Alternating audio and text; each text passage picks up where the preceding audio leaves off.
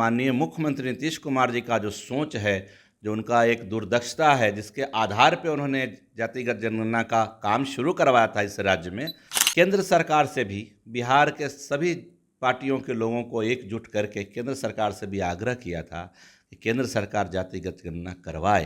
केंद्र सरकार को तो इवेंट मैनेजमेंट से फ्री फुर्सत नहीं, उनको कोई लेना देना नहीं। माननीय मुख्यमंत्री जी के इस मॉडल को केंद्र सरकार को अपनाना चाहिए। नमस्कार, आप लाइव सिटीज देख रहे हैं और आपके साथ मैं हूं वसीम खान। देखिए, पटना हाईकोर्ट का एक बड़ा फैसला आया जातीय आधारित गणना को लेकर के। अब बिहार सरकार को हरी झंडी दिखा दी गई है। जो विरोध में याचिका दायर की गई थी उसे खारिज कर दिया गया है। हमारे साथ बातचीत करने के लिए जेडीयू कद्दावर नेता एमएलसी रमेश्वर महतो जी हैं। अब तो हरी झंडी मिल गई, जो याचिकाएं विरोध में दायर की गई थी उसे सिरे से खारिज कर दिया गया है। जी, हम लोग जो है इस कोर्ट के इस आदेश का स्वागत करते हैं और ये बड़ा जनहित में है। बिहार के खास करके दबे कुचले जितने भी बिहार की जनता है उनके हित में है। और माननीय मुख्यमंत्री नीतीश कुमार जी का जो सोच है, जो उनका एक दूरदर्शिता है, जिसके आधार पे उन्होंने जातिगत जनगणना का काम शुरू करवाया था इस राज्य में, माननीय मुख्यमंत्री जी के उस सोच का ये जीत है। याचिकाकर्ता जो हैं वो अब सुप्रीम कोर्ट जाने की बात कर रहे हैं। देखिए, याचिकाकर्ता सुप्रीम कोर्ट जाए, कहीं भी जाए, लेकिन हमें लगता है कि कोर्ट से, सुप्रीम कोर्ट से भी हम लोगों को न्याय मिलेगा। बिहार के जो दबे कुचले पिछड़ा अति पिछड़ा गरीब जनता जो है उनको न्याय मिलेगा। माननीय मुख्यमंत्री जी का जो सोच है कि सभी धर्म सभी जाति के लोगों का उत्थान हो बिहार में, तो जातिगत जनगणना से पता चलेगा कि किस जाति का क्या समस्या है, किसकी क्या आर्थिक स्थिति है, उसके आधार पर विकास में गति आएगी। तो मुख्यमंत्री जी ने तो केंद्र सरकार से भी बिहार के सभी पार्टियों के लोगों को एकजुट करके केंद्र सरकार से भी आग्रह किया था कि केंद्र सरकार जातिगत गणना करवाए। लेकिन केंद्र सरकार को तो इवेंट मैनेजमेंट से फ्री फुर्सत नहीं, उनको कोई लेना देना नहीं देश के दबे कुचले गरीब पिछड़ा अति पिछड़ा समाज के लोगों से, जनता से।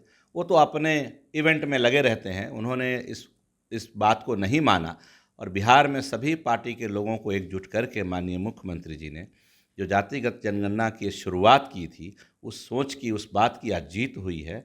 इसलिए हम कोर्ट के इस आदेश का स्वागत करते हैं। जाति आधारित जो गणना की बात कर रहे हैं तो कहा जा रहा है कि जात बनाम जात हो जाएगा, यानी कि कहीं ना कहीं जो जातियां हैं वो आपस में ही लड़ सकती हैं।